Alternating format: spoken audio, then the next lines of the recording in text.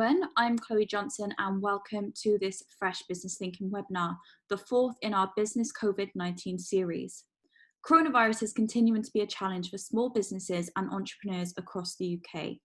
The outbreak leaves an overwhelming uncertainty into the future for business owners, but this is a time where as a business community we need to come together and support one another, and we're lucky enough to work with organisations and individuals who are passionate about supporting entrepreneurs during this difficult time.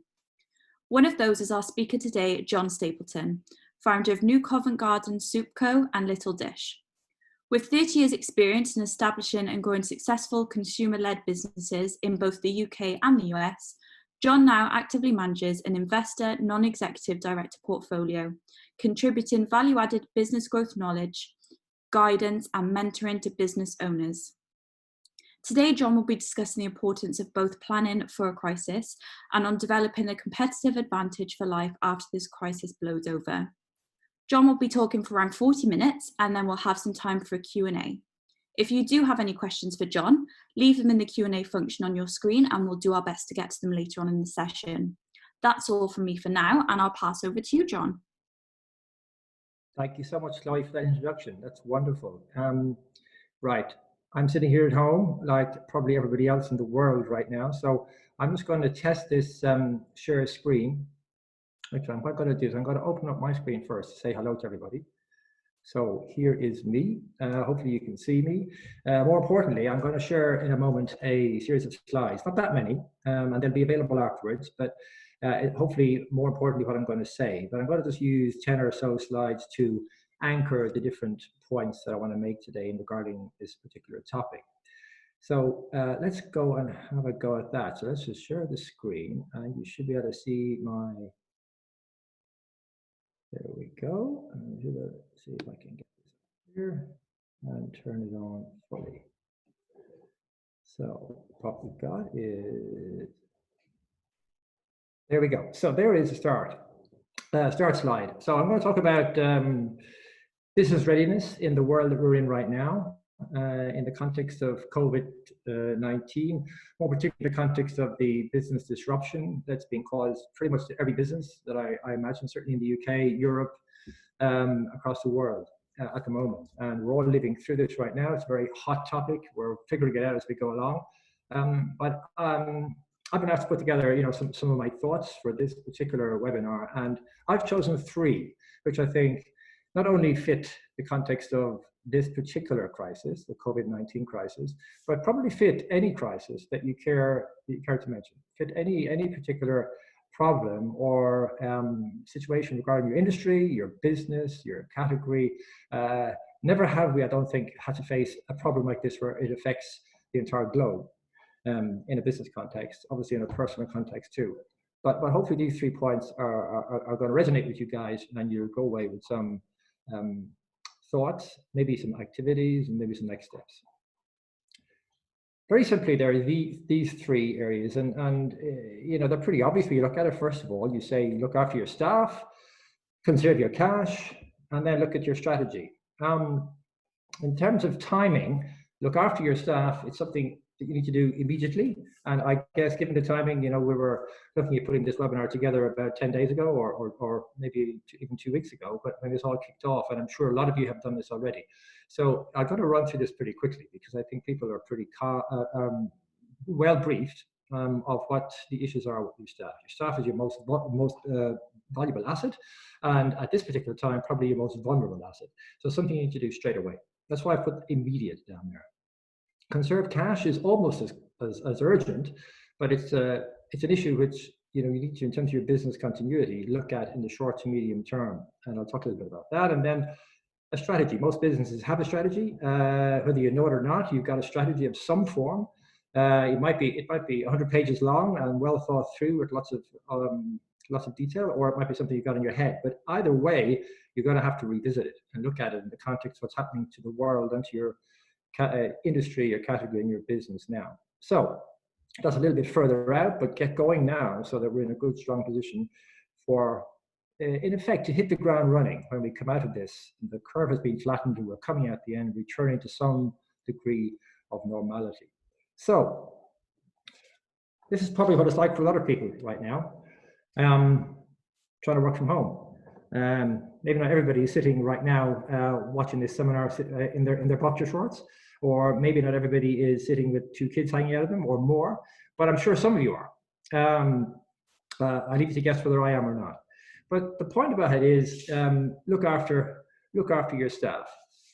What can you do in the context of staff? People have been using this word for the first, everybody's using it now, but I don't think it really was in our UK vernacular up until a couple of weeks ago, but furlough.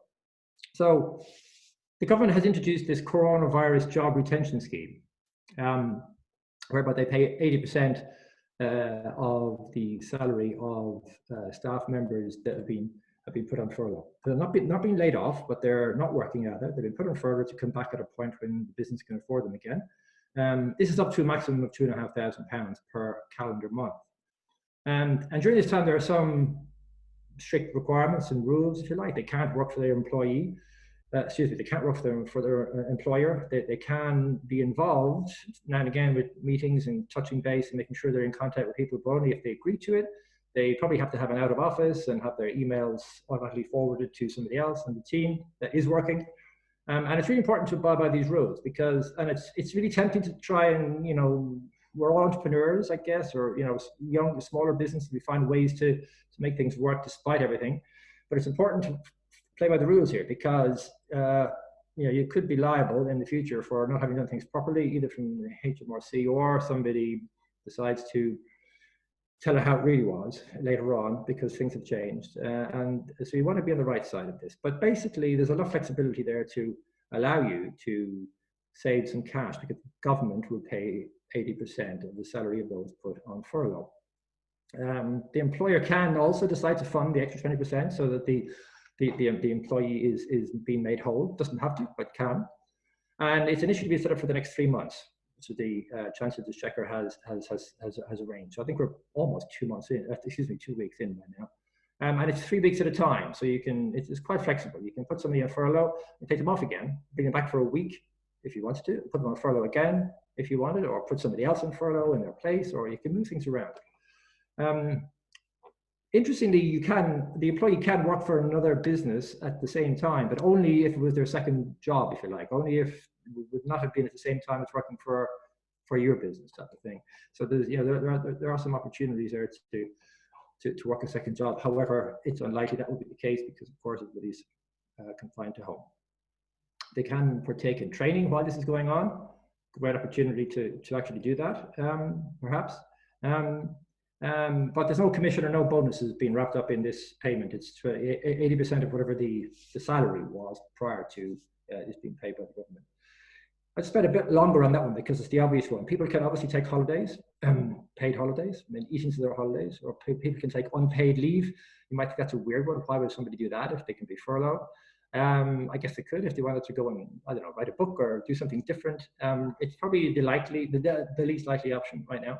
Obviously, retain people full time that you believe are critical, or rotate people through that you can have different people doing the job over time, or make people redundant. And that's clearly what the government is trying to avoid, and I guess what we all want to avoid, unless it's not quite clearly unavoidable.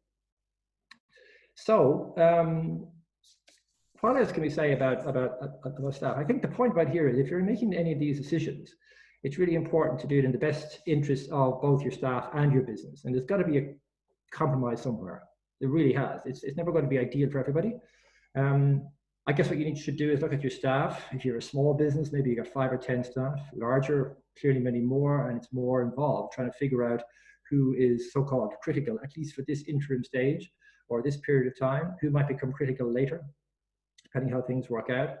And you can make categorize a list of staff who are critical, who you possibly furlough, who you could furlough now, or you can make redundant now, if that is the unavoidable conclusion you draw.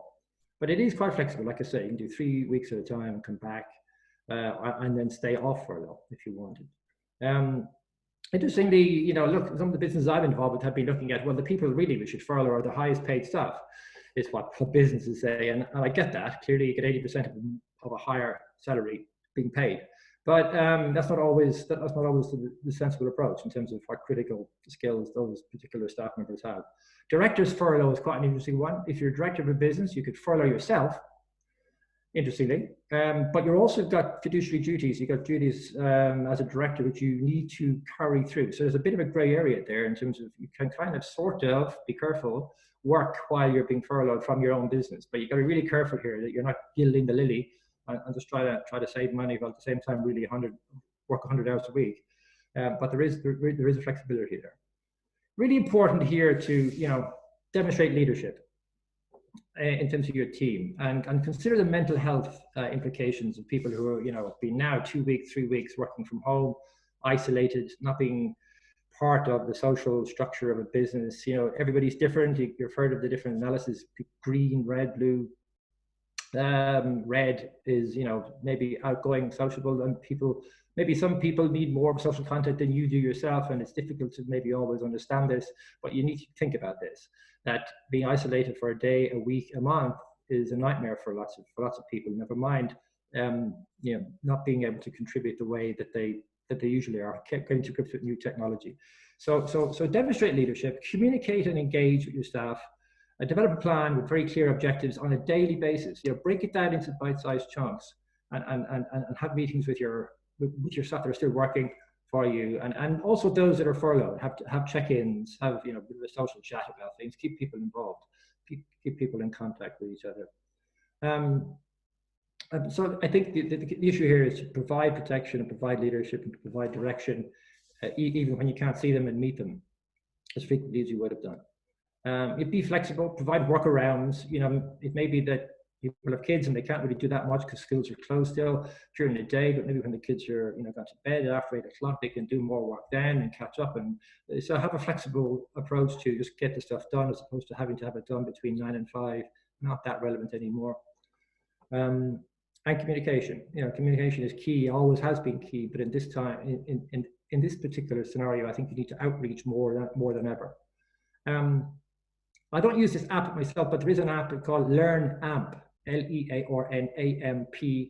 Just Google it. Somebody I know set it up a couple of years back, and it's really coming to its fore now in terms of learning and employee engagement and performance management. It might be an interesting tool to use in a situation like this. I say I haven't used it. I've had a look at it, and it's certainly, in theory, really, really interesting. And I've spoken to people who have used it themselves, and they swear by it. So have a look for yourself. It's entirely up to you. So nothing terribly, it's not rocket science there. It's just a question of looking after your staff and making sure that they know that you have got their best interests at heart. What's next? What was it? It was cash, wasn't it? Conserve cash. I mean, we want to conserve cash at the best of times. It's always a question, if you don't want to spend money willy-nilly, and you want to know what you're spending money on, you want to have a return on everything you're spending on. But now, so even more is the case. And this is what I'd say about cash. First of all, keep what you've got. Cash is king. Don't spend any cash if you can get away with it. Obviously, you have to spend some, but conserve as much cash as you possibly can. So categorize your creditors. The people that you need to pay. Which of them are critical that you absolutely have to pay? Keep the lights on. Do you need the lights on? Everybody's got their home lights on. I mean, maybe that's a little bit silly, but think about it a little more laterally than before. I'm sure certain costs are not as critical as they were in the old world, right? So figure out who's critical, who's non-critical. Right now, HMRC are non-critical. And this is not this is not me saying something out of the ordinary. The HMRC have said this themselves. This is the whole point, part of the alleviating cash for especially small businesses, is that HMRC is, if you owe money, don't pay it. If there's an opportunity to delay payment, we'll work with you on this. So stop paying HMRC immediately. There are some situations where people can claw back monies paid. You really want to look at the grey areas there. Speak to your accountant or your tax consultant about that. Commercial rents. This is a very hot topic in terms of commercial rents. On the one hand, don't pay your landlord because you're not using the space, and see if you can spend money on more critical elements of your overheads. But at the same time, your landlord has to pay his mortgage as well if he has a mortgage on the building. So it's not black and white. It is more black and white with the HMRC, certainly. But if you're looking for, commercial rents or existing loans for that matter, the thing to do there is if you reckon they're non-critical to your business on a daily, weekly, monthly basis, speak to them, have a conversation with these guys, make a proposal, look for a 3-month, payment holiday, but don't assume it. Don't say everybody's doing it, I'm going to do it. That'll only end up in problems either immediately, they'll push back straight away, or later when we get back to some degree of normality.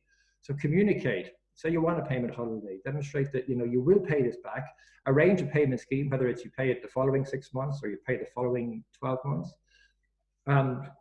Or you might just get away with not having to pay it at all, but test the water, figure it out, keep communication going, make a proposal. The alternative is you go bust and they don't get their rent anyway, and it's a very difficult period in the next few months. Will they be able to rent it again? You don't want to say that. That's very aggressive, a line of negotiation. But they know this just as much as you do. So communicate. And categorize your suppliers as well into suppliers in particular in terms of the larger ones. Maybe they can afford a little bit more of a credit line, or the one, you get more flexibility from certain suppliers. Public sector suppliers should certainly be quite be quite cooperative, because the government has said they would. Obviously, the businesses or the suppliers that are critical to your business need to be looked after, and see if there's a way to try to be flexible with them too. But again, communication is the key. Let's keep what you've got. And the next bit then, what obviously on the other side, is get in what you're owed. So if you have a debtor book, bring it in as quickly as possible. Bring the cash in as quickly as possible. Now, there's been a lot in the food industry where I come from, food and drink space, or FMCG at any rate. There's been a lot of articles in various publications recently about how the big grocers are offering immediate payment. And that's fantastic. That's just the kind of initiative that we want.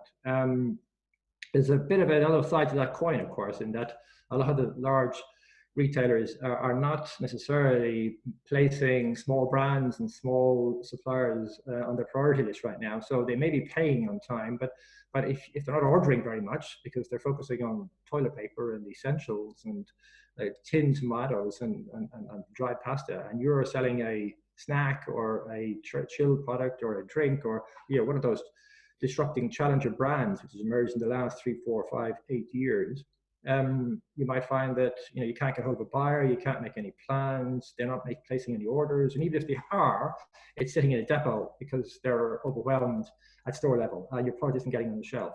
So speak to the grocery chain, speak to your customers as much as you possibly can. You can't get into store and see what's happening and do merchandising like you normally would. It's a question of, try and get them online, try and get them on the phone and explain to them. Giles Brooke, in fact, wrote a really interesting article in The Grocer the other day, or last week, about this. Really interesting. Have a look at that.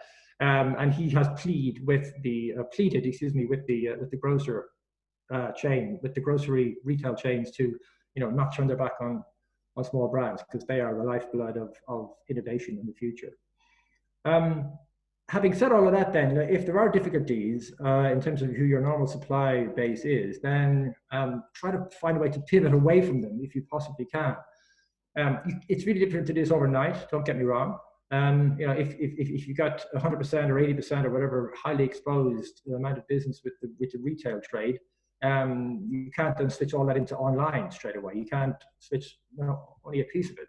But I know businesses who have lost 50, 60% of their revenue overnight, mostly because they have a multi-channel strategy, which is great. You can spread the risk across different channels, like on trade and food service and retail and online.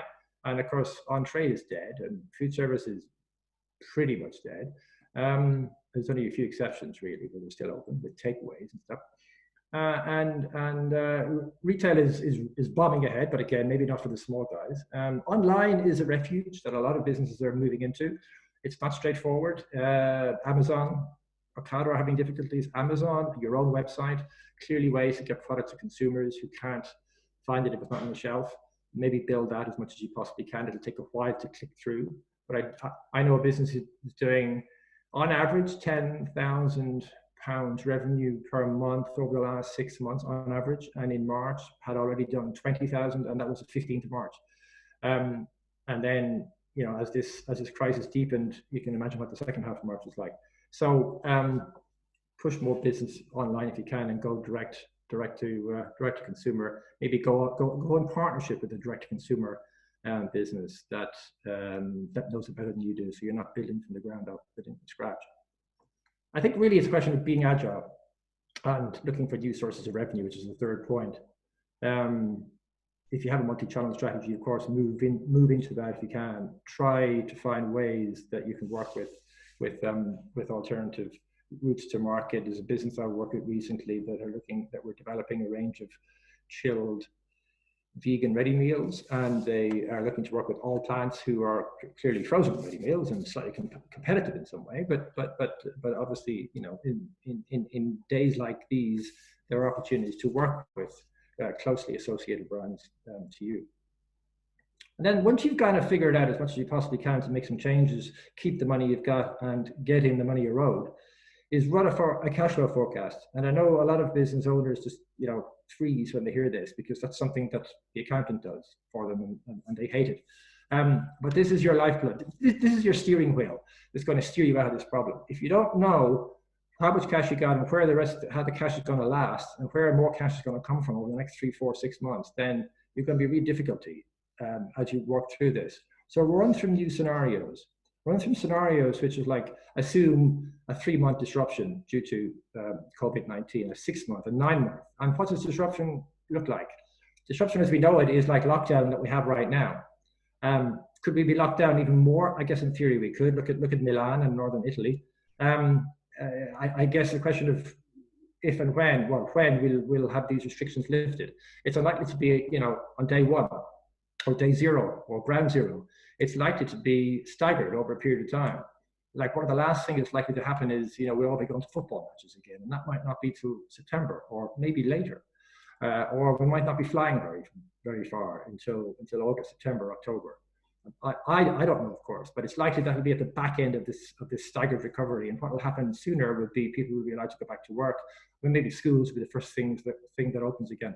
So try to figure out where the opportunity might be for you as the restrictions are lifted.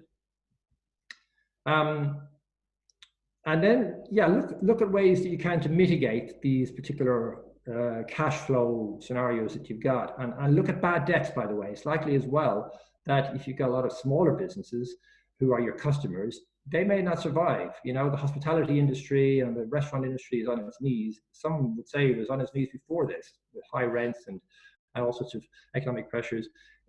Unfortunately, some of these guys are not going to be around when things do return to so-called normal. So be realistic about that. Put some sort of a estimate on bad debts. There will definitely be some, and you're going to end up, you know, living with them. So hopefully you can quantify what they are. I'll put them into your cash flow forecast. And any renegotiated commitments, like we said earlier, bake that in. Any government support you get, you know, the C-bills, as it's called, where the Chancellor of the Exchequer announced opportunities to provide financing or cheap loans through banks for businesses to avail of if they can demonstrate their hardship due to the coronavirus disruption. Then, of course, we had that problem last week where a lot of people tried to do this, or businesses tried to do this. A lot of banks were still requiring 100% personal guarantees, which I don't think was the idea. Well, it certainly wasn't, because then the Chancellor came out with some new rules attached to it. So now I think the situation is, and it's very fluid, it might change readily, is that for loans under £250,000, the banks cannot implement any or cannot demand any personal guarantees anymore. And for loans over 250,000, they can only demand personal guarantees or PGs for the 25% that the government doesn't underwrite. So that makes a lot more sense. It's a lot more logical. I mean, it's always the way with startups and early stage growth businesses. You know, banks have never been, you know, banks have always been our friend and give us money when we don't need it. So you know, that's my view. That's my view on banks. And I think when all the dust is settled, we'll see, you know, who have been the most friendly and supportive banks along the way. Don't get me wrong, I'm not against banks, but they have a role to play, and I think they've been severely lacking from time to time. Starling Bank is one really disruptive and challenging bank. It's been on the scene now for a few years and doing doing some great work. So it might be some you know, if you're mindful, it's not a priority right now. You've got a business to run, but if you're mindful to look at a new bank in the near term, look at Sterling Bank. So these government-backed guarantee schemes, flexibles, etc., you know, it's really important that we have transparency here, and it's taken a while for all of the initiatives to filter through to exactly, you know, to demonstrate exactly for the government to demonstrate how it can help, and for that help to actually trickle through to those that need it most. There's a company called Swoop Funding, SWOOP Funding. It's one that I know, and there are many others out there, by the way. It's not the only way to do it, but they are exactly that sort of middle person. They make sense of what is going on at government level and local government level in terms of relief measures in the wake of hardship around COVID-19. They've been around for years. They haven't just set up because of this, and they provide advice on raising equity, raising debt, raising grants, aid, all the rest of it. So they're a good source of a good one-stop shop in terms of trying to make sense of what's open to me, what are my opportunities. But there are many, many others too. And I think the final point I'd say is you support other small businesses that are in the same position as you are. A colleague of mine, Nigel, was on his bike at the weekend. I was trying to get hold of him, and he was off picking up some, can't travel very far these days, but he was off visiting, he lives out the country, and he was visiting some local farm shops because, you know, the farmers, you know, cows still have to be milked, and the consumer isn't buying as much dairy products as before, didn't buy as many dairy products, depending on the outlet for it. So they've got a lot of this dairy on their hands, and they're finding ways to sell it from the farm gate. And when they're doing that, they're selling other things from the farm gate, like vegetables. And you can buy a lot of stuff really locally. Go to your farmer's market, it may be closed. It would have been an option, excuse me. But buy local, you know, shop from your local deli, buy from your local farm shop if it's still open. And, you know, the major retailers are still doing really, really well. And just try to spread it around a little bit. And, you know, it's not like we have to do our weekly shop once a week anymore. It's a pleasure to get out and about. Maybe you want to go shopping for food 2 or 3 times a week, because at least you get out of the house. So, you know, support other small businesses. One of the things that we've been doing more recently at Mission Ventures is just that. We have Mission Ventures Limited. It's all about corporate venture accelerators, if you like. And one of the big projects we just announced is the Childhood Obesity Project with the Good Food Fund. And that's all about supporting small businesses. If you're a brand in the children's snack market, for example, it's obviously very well-defined and a well-defined category. But if that's where you are, then there's opportunities for funding from the Good Food Fund to grow a business in that area, which has just been announced. Now, we've been working on this for many, many months. It's not a reaction to COVID-19 hardship, but if there's any time to support small businesses and small brands, it's now. So we pushed ahead with launching it, like we had planned to. And one of the big projects we're announcing in a couple of weeks' time, hopefully, is our first CVA, or Corporate Venture Accelerator, and that will be where we partner with a corporate, and we use money from that corporate through a joint venture arrangement to invest in small brands, to particularly get them off the ground. And we provide value added in terms of our roadmap. That's where Mission Ventures comes in. We provide the advice as to how to spend that money wisely and grow and get listings and accelerate and ultimately get to exit. So, like I say, if there's any time to support small brands and small and local initiatives, it's now. And I think, you know, we can all do our bit to achieve that. And strategy. So, like I said at the outset, we all have a strategy of some description. It might be a detailed document which is well thought through with a lot of reference points, and it might be something that's in our head, and hopefully somewhere in between. And what should we do about strategy? You know, how can we get our arms around it? I mean, people talk about strategy all the time. Well, you've taken care of your staff and you've managed your cash. Now's the time to look at where you want to be when this blows over. Assuming you've got your staff under control and people are happy and continue to work in those conditions, and you've got cash to carry you through for 3 months, 6 months. Clearly, I'm making it up. I don't know. But it'll have to be a fluid plan, obviously, to keep being addressed as more information comes along. But basically, how long do you have with the cash you've got? And do you need further cash? And now's the time to figure this out, not in 3 months' time when your back is against the wall and you realize, crikey, I've run out of cash. I might have managed stuff very well. I might have got more cash in than I normally would have done.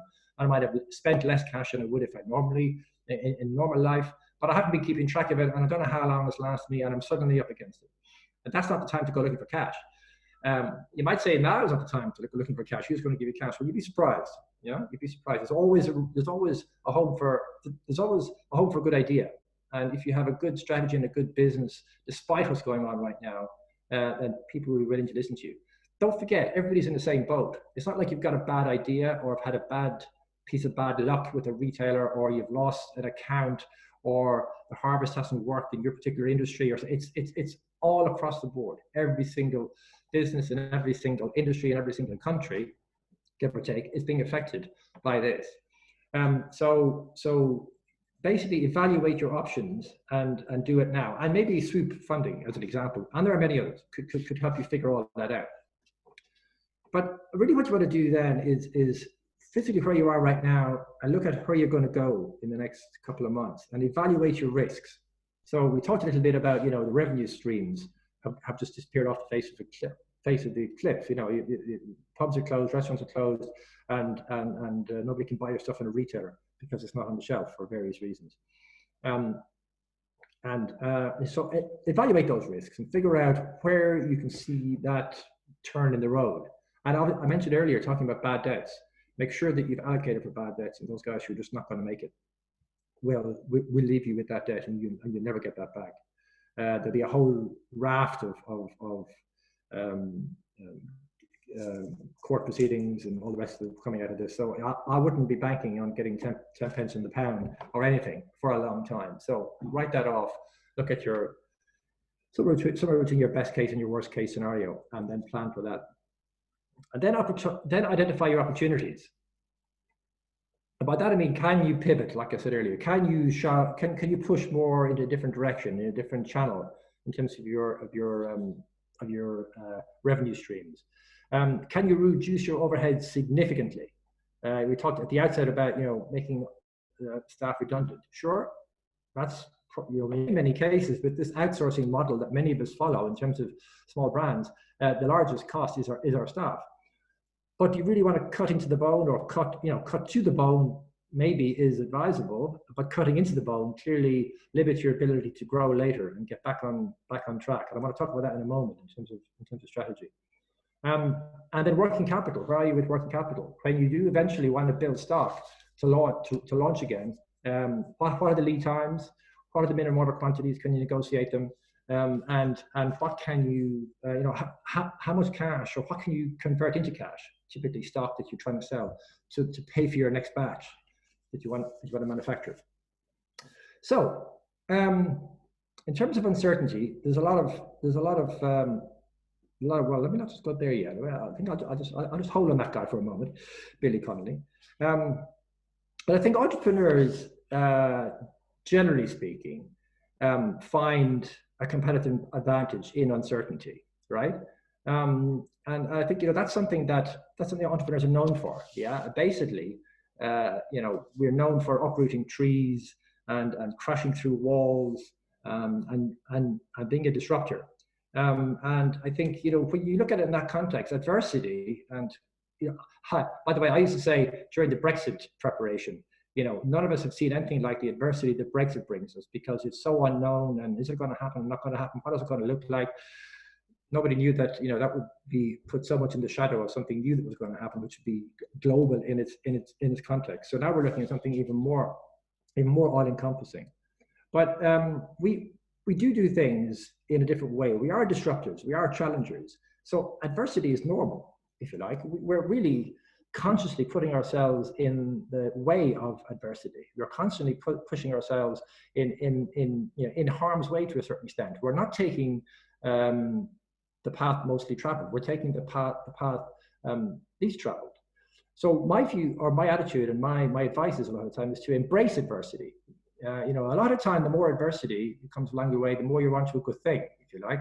a lot of time, the more adversity, you can say, well, you know, the more no's I get and the more difficulties I've got and the more challenges I've got, I'm bound to be around to a yes, and maybe a big yes around the corner. Now, this is so much easier said than done, right? I mean, don't get me wrong, it's a very difficult message to give in times like this, but it's still extremely relevant. It's still absolutely relevant. So my advice is, don't waver now. You know, stick to whatever your value proposition is. Don't say, oh, I give up. Don't say, oh, I'll do something else. And fine, actually, that's not well thought through. And when we do return to normal, actually, it doesn't work. It certainly doesn't work as well as your original value proposition. When we set up New Covent Garden Soup Company, by the way, way back in 1987, and maybe I'll just come off screen here for a moment. So stop share that for a minute. That might be slightly better. There you go. Hopefully you can see me okay still. So when we set up New Covent Garden Soup Company back in 1987, we were told by so many people that it wouldn't work. We were told by so many people with so many different reasons why this is not going to work, why it's going to be a bad idea. We were told, for example, by the scientists that we would kill somebody. We were told we would kill somebody. There's a reason why liquid soup is in a can. All liquid soup in those days was in a can. And if we try to not put it in a can, in other words, not sterilize it, we would kill somebody because it wouldn't be sterilized. Now, we wanted the soup to taste of the ingredients we put into it, funnily enough, not the process used to make it safe, which is what a can is. They were also told by the marketeers and the salespeople that nobody would find this. You don't put soup in the chiller. Soup is down the soup aisle. It's already called a soup aisle. People know where it is. That's where they go to buy soup. And then other people said the carton is ridiculous. What you know, back those days, all you found in this sort of a gable top carton was milk. And maybe sometimes some fresh juice, but never found a savory product with bits in it. So we were told all sorts of things that is a crazy idea, and just don't even think about it. And the same is true for Little Dish. You know, these products when we launched them originally, chilled toddler meals. We were told, you know, kids will just eat adult meals, and you'll never get the space from the retailers, and you just never get the support from the consumer, because they, you have to be a big company like Danone or like Nestle or like HIP or Heinz in terms of baby food or toddler food. So the whole point about it was we didn't give up, and in terms of New Covent Garden, consumers loved the carton. Yeah, they loved the idea that there was fresh soup. When they tasted it, tasted of real ingredients, and they brought it to lunch in their offices, and it was an aspiration. And interestingly, the retailers loved it. They didn't love it. The retailers, when they launched their own chilled soup later, the last thing they wanted to put it in was a carton, because that was recognized to be a New Covent Garden carton, a branded package, almost part of the brand, if you like. So they backed off. So my point about it is that, you know, out of uncertainty comes opportunity. And what we need to do is develop strategies. We're talking about strategy here. Develop strategies, even in this very difficult time. In fact, this is the most relevant time to develop a strategy, which is all built around competitive advantage. Because what we want to do is we want to come out of this world in a stronger position than all of our competitors. Yeah, we want to be in a position whereby we can hit the ground running. I'm just going to go back to Billy, because I think he had a message for us all. And those who know Billy Connolly, let's see if I can get my screen to work. All right, my screen is, there we go. Good man, Billy. Looks like a leftover from the 70s. It probably was taken in the 70s. But those of you who know Billy Connolly will know he's a great Scottish comedian. But the point I want to make here, one of his jokes was, you know, there's these two cameramen standing in the Serengeti plain, filming these lions from a distance, and somehow or other the wind changed around, and so the wind came from behind them, and suddenly the lions could smell these guys where they couldn't smell them before, and they started to gradually come towards the two guys with the tripod, and one of them just slowly slipped his shoes off and put on a pair of Nikes, and the other guy looked at him and goes, "You're not going to outrun him with a pair of Nikes," and he says, "I couldn't care less, but I'll tell you what, I'm going to outrun you." And that is the story, that you don't need to outrun the lion all the time. You just need to outrun the other guy. And that's, you know, a bit of a joke and a laugh, but it's really true in the world we live in. Now, what we got here is a competitive advantage. And I think if we continue to have the courage of our convictions at times like this, this is what will take us through to the next stage. And the conviction is not about listening to the conventional wisdom. In other words, soup needs to be in a can, but it's about doing it a different way. And the courage is to trust yourself, to get on with doing the difficult stuff yourself. Okay, so there's a little lesson that certainly I've stood by over many, many years that's worked for me in terms of the different businesses. And I can't think of a better time for that to be, such a truism as before. I want to just talk about this very, very briefly. I'm getting close to time here, but this is, well, you can see what it is. It's a bit of a mouthful. It's Board BIA's Brexit Barometer. And I used to speak about this during the Brexit years, I call them, although they're still with us, of course. Board BIA is the Irish Food Board, and I'm involved with the Irish Food Board from time to time in various entrepreneurial projects and initiatives that they run. But the point about this here is that okay, it was easier for the Irish government to get to grips with Brexit because it didn't have all the political baggage that exists in the UK. But having said that, they were very, very proactive. And Board BIA is the Irish Food Board. And they went out to the Irish food industry and got people thinking about the risks. And they were all going in the early days, oh, listen, I've got enough to do. I've got to run my business. I've got to get my head down. I've got all these problems. Don't talk to me about strategy. Anyway, they kept haranguing and badgering these guys and provided incentives for them to do innovation days and all the rest of it. And I met a guy, long story short, couple of years, it was now already 18 months ago, but he has a medium-sized meat business in Ireland, and he said to me, I'm so glad Board BIA twisted my arm to do all this work, because you know what, I done some away days with them, and I've done some one-on-one sessions with them, which they've all paid for, and I've come away with this whole load of things that I'm going to do now in the wake of Brexit. Okay? I export 80% of my product to the UK. This is a huge risk, a huge problem. And I've got mitigation plans and strategies to deal with it. And it's fantastic. I've got a whole long list. And then I thought he was finished and I was about to jump in and ask another question. And he said, but you know what? The key thing is I've got this other list of stuff, which I'm going to do in my business too, which has nothing to do with Brexit at all. It's just allowed me to stand back from my business and do some strategic thinking and figure out where my opportunities are and figure out maybe where some of my weaknesses are that I need to bolster. And he said, that's the real value of this. It's not really about Brexit, although here and now it will be, but it's about giving myself the time and the bandwidth to pull my head out of my business and think about my business. So a real life example. The point is that we now have the time to do this. We're now, again, if we take care of our staff and we take care of our cash, we have a bit of a window of time when we're working from home, and it's a little bit unusual. And we have time on our hands where we can do different things. And I spent the last 2 weeks or 3 weeks, maybe it is now, I've lost track of time, the last 2 weeks talking to various businesses that I'm involved with. And they've all developed sort of, it's not quite there yet, they've got to work on it, but some at least 10 tentative strategies where, one business has just closed around where you might think, well, fantastic, they've got cash, they can sit tight. Well, no, they decided they're going to actually carry on and raise some more. They're going to raise some more because they want to be really ready, as I said earlier, to really hit the ground running and come out of the blocks when this thing blows over. Again, it'll be a staggered approach, but they want to be ready for all eventualities, and their competitors are not more than likely going to be in that situation and be as ready as they will.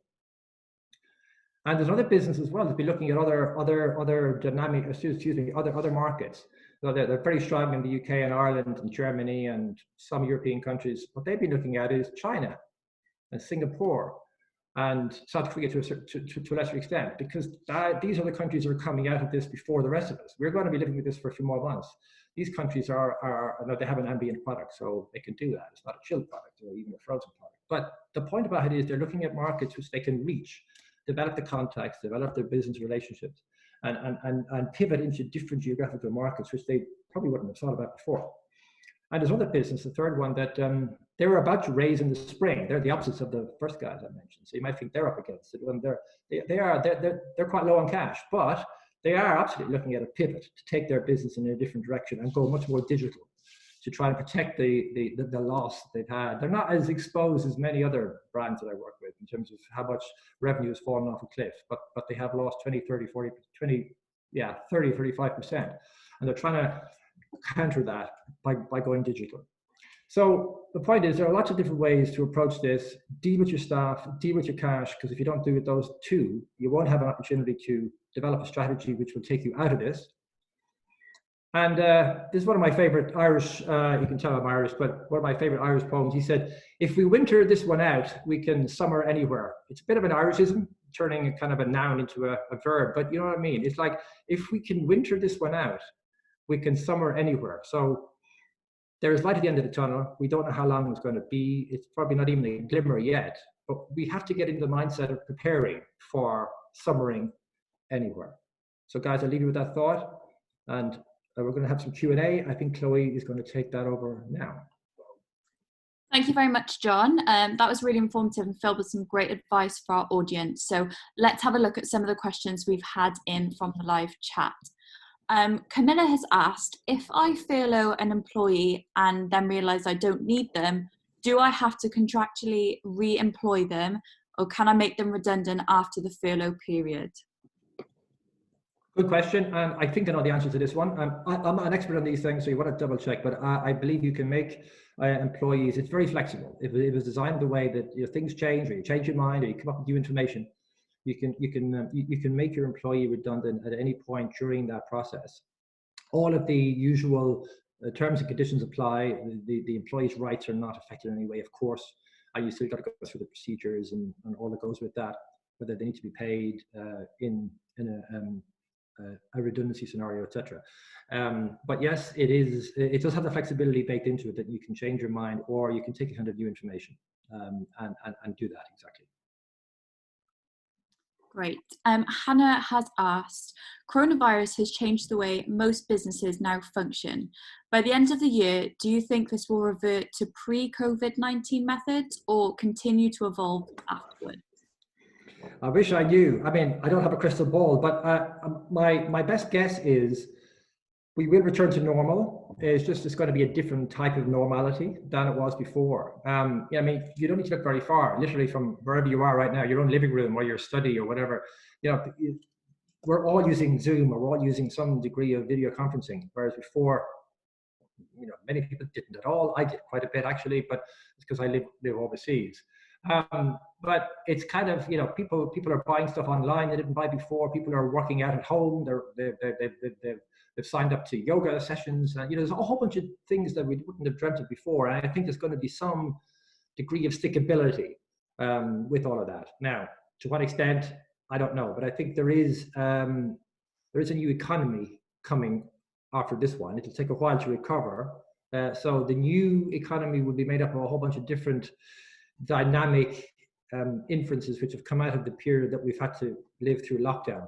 I think those businesses who are smart and will recognize that and can shift their business more in that direction. Everybody can go online right now in terms of buying products. That's an obvious one in terms of deliveries of food, or deliveries of food isn't so bad because you can buy it, but deliveries of stuff that you can't buy in the shops because they're all otherwise closed.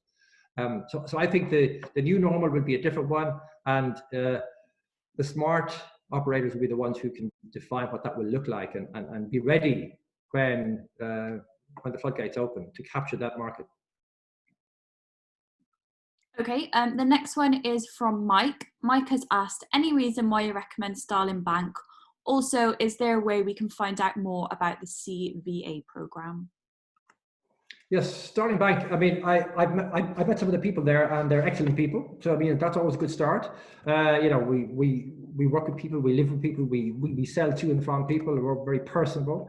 But I think look, Google the guys because they're a very interesting bunch. They come from historical banking, obviously, and they are now probably the best known challenger bank out there. I was going to go say on the high street, but you know what I mean, on the virtual high street. And they've been voted British best bank for the last 3 years in a row, I think. I might have got that wrong, but it's something quite impressive like that.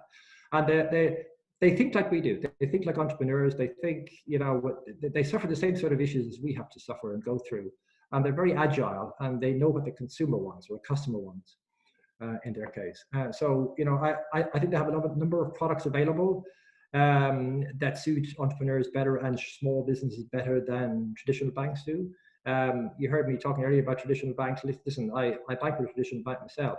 Maybe I should think about that. But it's at times like this of difficulty when we can see who steps up and see who makes a difference, see who contributes. And I just think, you know, a new approach, a breath of fresh air in banking is probably a good thing. There was a second half to that question, Chloe, I've forgotten. The other half was, is there a way of finding out more about the CVA program? Sure.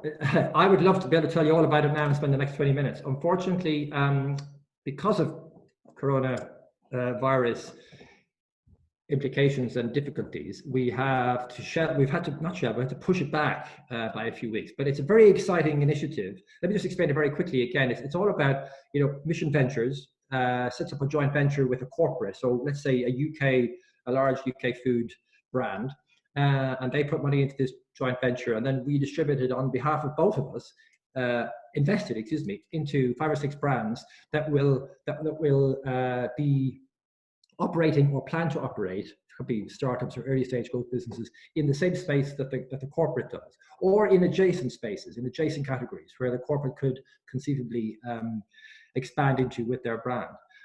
So the whole idea is the very first one we do will be in a particular category, and then the next one we do will be in a different category, and our plan is to do a number of these every year over the course of time. So we will eventually get to cover both categories. But I can't say which category it is, because that would be giving away who the corporate is. And they're very, very busy right now with demand coming through the retailers. So they're focusing on that. So we've had to just slightly delay the timing of that. But we're hoping early May we'll be able to tell everybody an awful lot more for it. So watch out for information from Mission Ventures Limited websites, and just, you know, look at social media channels from myself or from Mission Ventures, and we'll tell you as soon as we possibly can. Thank you, John. And the next one is from Noel. Noel's asked, any advice on how to get products in front of buyers for future listings? Listen, at the best of times, that's an interesting question, because they're very, very busy, number one, and sometimes, you know, they have suffered adversity as well, in the context that you know, that their numbers have been cut back, and there are fewer and fewer of them. So to be fair to buyers, it's not always an easy task, and you've got a lot more people clamoring for their attention than they have time in a day. However, there are lots of different methods to get in touch with a buyer. Unfortunately, right now, some of those might be less effective than normal, because they're in lockdown mode themselves. They're, you know, all the efforts have been put into, as you see, get product back on shelves. But it's mostly the staples. It very much depends on what category you're in.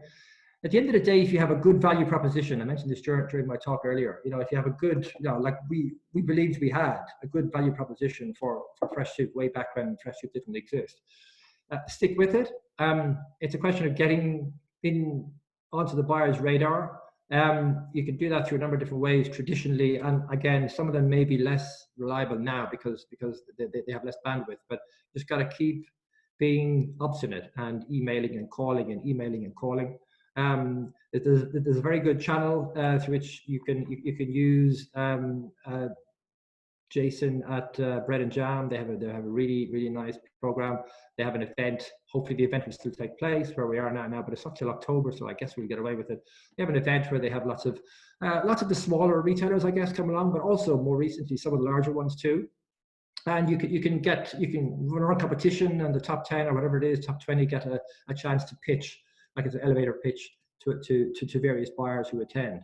But there are lots of ways to do this, and you know, the whole idea is to have a value proposition and have a strong pitch, have a strong retailer pitch to be able to really convince them of your category argument. Category argument, by the way, is all about being able to convince a buyer that when they take something off the shelf and put something on the shelf, you're not just going to sell the same amount as you saw the other guy would have sold if they stayed on the shelf. It's a waste of time for everybody to do that. You have to demonstrate you're going to bring new customers into that category. That's a category argument. And Mission Ventures do this too. We help the brands that we work with closely to develop their category argument. In terms of getting in front of the buyers, though, right now it's probably the most difficult time ever, and there are fewer and fewer fairs and fewer opportunities where people wander around at shows, and you can grab a buyer and, you know, convince them that you've got the next best thing since sliced bread. Those things don't exist. We're relying very much on online opportunities now. So I think we just have to weather the storm and use old-fashioned email and call people I'll just try to, send some samples into head office and do all those obvious things, which, we've been doing for some time.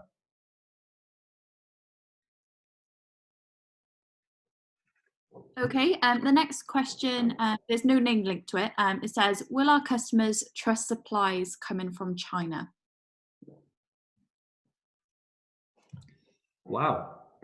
Will your customers trust supplies? So I guess, does that mean you're buying ingredients or packaging? A lot of the time we in the food industry buy packaging from China, or is the entire product a Chinese supply?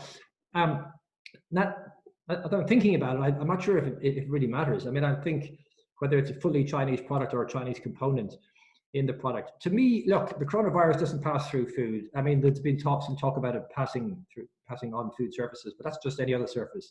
The people don't wash their hands. Meat will get dirty, and you might pick it up from rehandling the meat.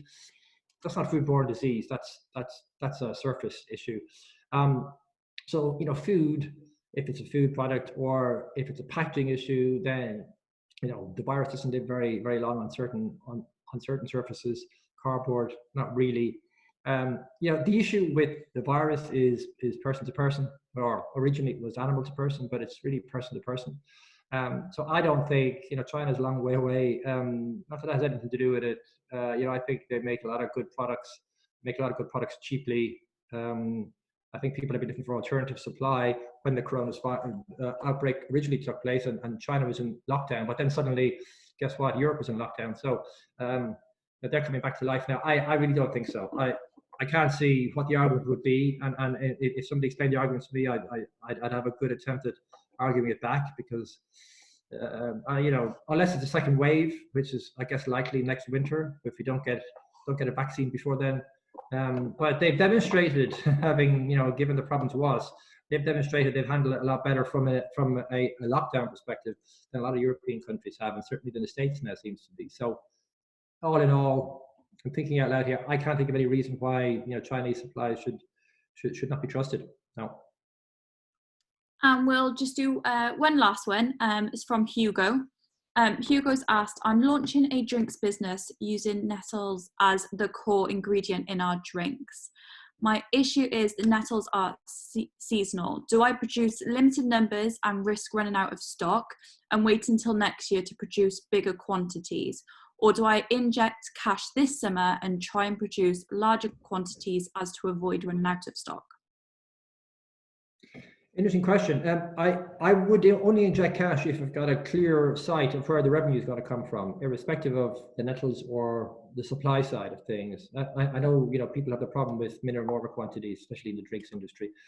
But if you see a good line, and it might be difficult to see that right now, so I might hold out until I really know. Unless you've got accounts listings with retailers which are going to be honoured when we all get back to normal, then I wouldn't stock up on supply now, unless it's.